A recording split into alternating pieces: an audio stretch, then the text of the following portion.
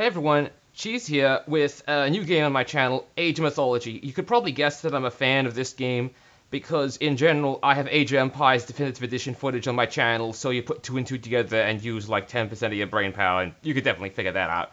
What are we going to do here today? Well, I'm going to show you a really cool, unique trick you can do in the editor of Age of Mythology, and by that I mean like the map editor. So we're just going to click this right here and we're going to load in.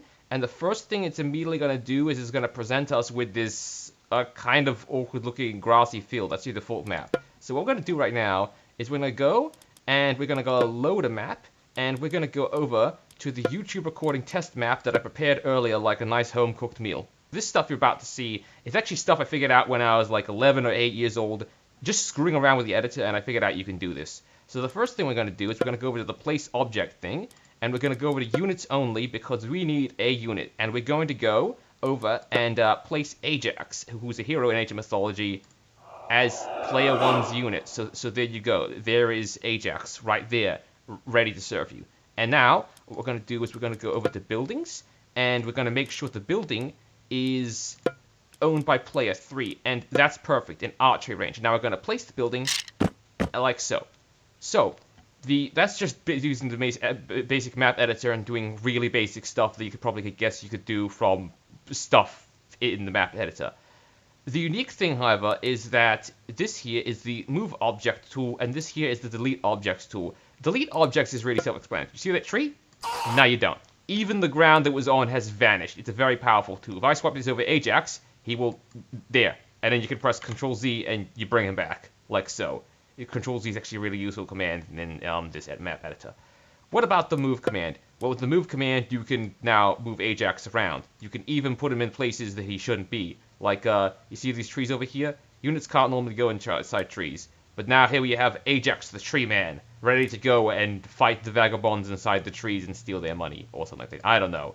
I'm making up stuff as I go here. It's complete bullshitting. The thing you can also do is you can select the archery range and now move the building. And now it gets pretty weird because the ground the archery range is made, like when you build a building or place one in the map editor, it'll actually place down this ground being like, oh, hey look, there is now like paved road here. Yeah, you can drag this building wherever, and you can also rotate it. So if you wanted to see what the archery range looks like from behind, you can. You've probably never seen it in this angle, so now it looks incredibly weird, especially that fence there, that looks real dorky. But here's the unique thing you can do.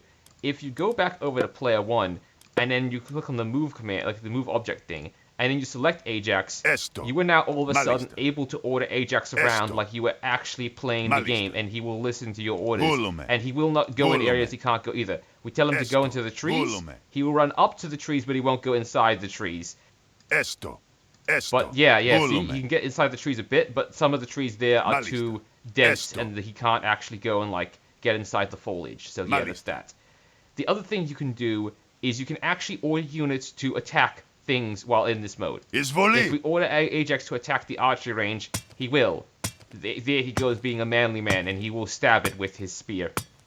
Oh, harder, Daddy! Don't take that as a not safe for work version. I mean his literal weapon. Anyway, yeah, as you can see, he's going to take forever to kill this archery range because, I mean, it's one man stabbing a building with a spear. What did you expect? So we're going to just delete that and move on. Now, as you can see, earlier I went and prepared a bunch of hoplites, and I prepared a whole bunch of archers as well, known as toxotes, and I also put down a fortress, because now you're going to see the really bonkers stuff, because if we go and use the move command, and we double-click the toxotes, that's the same command as selecting multiple units when you are just in the regular game. Like, double-clicking a unit will select every single similar unit type on the screen. You notice we can't drag a box around the units. Like, I'm holding down the left mouse button right now, and I can't drag that white box around the units. Meaning this is actually a really useful way, and the only way you can really select units that I've found so far in the map creator editor, and now you can move them around, and they will actually get in formation. So if you wanted to make a map or scenario where all your units are in formation, select them and then order them like so, and it will work. Unfortunately, you can't change the formations because in the base game you can give them like an arrow formation or something. Anyway, here's the main thing I actually wanted to show you. Sorry for taking this long to get to it. But yeah, if we order them to now attack the building, and we move the building around, you can see that the archer's bolts will actually start tracking the fortress. That's because the in-game engine makes it so that arrows and such like this have to go and hit their target. There is no way around it. They straight up just have to hit it, and if they don't, the game engine freaks out and actually makes things track. Like, we can even look, if we grab one of the toxic tests that's actually being shot at, now it's targeting him. See? Even when we're moving him around, he's actually like, we can move around really fast, but he's still getting targeted by the fortress because the game's like, the fortress must go and actually hit something. And I'm going to also delete all these archers because I've pretty much shown you what I need to show you with the archers, but I also wanted to show you that this gets much more ridiculous when you use Petropoli, which are the Greek catapults. So we don't really need all of them here. It's going to wreck the fortress way too fast. So we're going to delete all but 3, and then we're going to actually delete the fortress. So the other thing I want to show you that gets really ridiculous is if we just get the Petropoli and then drag them over here, the catapult rocks will start tracking as well, just like the archer bolts. So if we get them to attack the fortress, and we start moving the fortress around, whoa, what is going on here? You can see, because basically how the game's treating it is that one single Petropoli rock always has to hit the fortress. The rest can miss, but one has to hit it, just like the archer's arrow. Since the archers were only firing 1 arrow each, their single arrow had to hit the fortress. But in this case, we're dealing with the rocks of these catapults, so yeah. I actually witnessed this entire thing happening, by the way, when I was playing the base game, and I was really confused because what ended up happening is there was a wall segment, and one of these catapults fired its rock above the wall and it was going to miss, but then the rock really quickly went downwards and then hit the wall because, like I said, things have to be like targeted like that. You can also get a similar thing, like you can also go and like start doing really bonkers stuff. If we get like a melee unit, like you see over here, these hoplites, if we just go and move them down, you can go and do some stupid stuff as well. Like if we just go and quickly create another fortress, of course, as player 3, there it is, fortress, and we place it in the same spot. Then we switch back to the hoplites, and we order them to attack the fortress. As soon as one of them hits it, I'll move the fortress away, and it will be able to actually like normally the hoplites, when they attack it, they can't, the fortress hasn't researched the ability to actually put burning oil in them, so once the hoplites get really close, it actually won't be able to target them. But we can do really silly stuff, like if we double select them and then move them away, we can continuously drag them away and get them shot by the fortress until they slowly die. And then once we need to do it again, we just kind of keep doing that, and yeah, it looks real dumb, but in case you ever needed a bunch of units dead, and you wanted them to like die by arrows or something and have his fortress specifically do it, you can do that. You can do this ridiculous kind of stuff. But yeah, I'm actually not done here, because if we just delete the fortress, we can use these hoplites for another method here. What I wanted to show you now is, if we go into the land here, the land tool here works differently than the free paint tool. So the free paint tool pretty much is like painting the floor as if you were in an old like 2000s art program like Kids Picks, if you remember that. Like we can go and get grass, and then we can put the grass over the place that the fortress's thing was covering, and our units will be able to move over it normally, no problem. But the unique thing is going to come here when we get the land tool, because the land actually works like actual like terrain. So if we get Hades 4, which is flat out lava, and mix it with some Hades 5, and then we get the hoplites, all of them, and we drag them onto the lava, then if we order them to move, they can't, because units are actually not meant to go into the lava. Lava is meant to be impossible terrain, because realistically, if you stepped on the lava, you'd burst into flames immediately probably and die a horrible, horrible flaming death. Helldiver KIA, deploying replacement.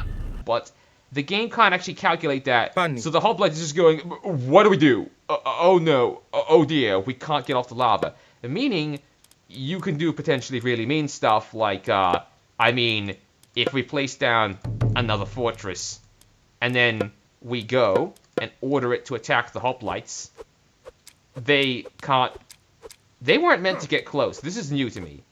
They were meant to just stay there completely and not be able to move across the lava. Yeah, that's meant to happen. See what I mean? It's working for some of the hoplites. They're straight up immobile, and you can kind of be a little cruel like that when it comes to, yeah. units. We can also delete this now, because another thing that I also went and figured out is using this mode, you can also knock down the trees in areas around like around here, and also get like a really cinematic effect. But another thing I also wanted to show you is that if you drag two melee units inside a tree line, you can actually get them to fight each other. So what we're going to do is we're going to go and not be selected on buildings, we're going to be selected on units, and we're going to spawn a bunch of why not dwarfs. We're going to spawn a whole bunch of dwarfs. And then once we spawn them in and have them all selected, we're going to drag them inside the trees. Now, some of these dwarfs will be able to get out, but others won't. And now, we're going to get player 3, and we're going to spawn in a Titan, one of the toughest units in the game. Here we go. And down he comes in all his magnificent burn glory. And now, we can order the Titan to go stomp some dwarfs. And the first interesting thing you're going to notice is that it's actually going to be able to knock over the trees. It didn't that time, but trust me, it will. See what I mean? The trees are knocked down, and more trees are knocked down, and it's murdering the dwarves like no tomorrow. But if I tell it to attack this dwarf here, it can't actually reach because the dwarf is in the tree line. But if we drag it inside the trees, it now suddenly can. And the dwarfs can't even escape. Well, unless it does that, now he can't escape because it actually knocked him out of the tree line. We drag him over here. Off he goes. Murdering more dwarves. And we drag him a little closer. Yeah, more trees get knocked over, like so. It's really fun to do this, honestly, and it's really cool to use this to knock down trees when you want to mess around with the map editor. And also, over time, the bodies would normally decompose, so you don't have to worry about the dwarf bodies being in the trees. In this case, the bodies will not decompose because I installed a mod that makes bodies stay around forever. But yeah, you can also do unique, interesting things, such as you could bully a Titan by putting it in the water. So I don't want to bully the bird Titan because I think he's a cute little guy. So let's see what kind of Titan we get if we... No, that's the dog. It's... Apparently player 5 is also Greek. That's a bird again. I'm trying to get the Norse Titan. That's the one I hate the most. Oh, well, dog it is. So yeah, we just wait for the dog boy to spawn. And then once he's spawned, we drag him into the water. And now, he can't actually move out of the water because he's not actually meant to be there. Even though this water is totally shallow enough, Titans actually can't cross water unless it's shallows. Like, we'd have to raise this bit of terrain up so much for him to actually be able to go up. In fact, let me just attempt to do this. We're just gonna make like this bit of terrain here. I mean, it doesn't have to be that. Okay, let's just see. Can he get across now? Answer is apparently no. But I mean, at least he can get across some of this. Honestly, forget it. I mean, if we got some shallows, you'd be able to walk across, but you don't need to see that fully in action. We can just keep the water like it was after I mashed Control-Z one too many times. Oh, and now we have to wait for the animation to pop on. I'll just scroll past this. Oh, look, we can drag him into the water while he's still coming out of the ground. That's really cool. But yeah, now another thing we can also do is if we go to some ship and put them in there, they will be able to shoot him while he's in the water and he won't even be able to fight back. So here we are, some great ships, like lost ships. Doesn't really matter what kind of ship we even put here. These are mainly meant to be the ships in the underworld, but who cares?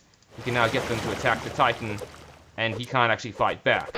But the moment we move him over, and even if we move him back, you can kind of imagine this is some kind of stupid wrestling match where he's like moving in and unleashing attacks on the ships. I bet we can even get the Titan to like spin around. Yeah, we can get him to spin around. It's so goofy looking. Unfortunately, the ship bodies don't stay though. And down goes another ship. Yeah, so that's most of the stuff I have to show you with the Titans. By the way, it works the same with lava. I put a Titan in lava, and he wasn't able to get off it at all.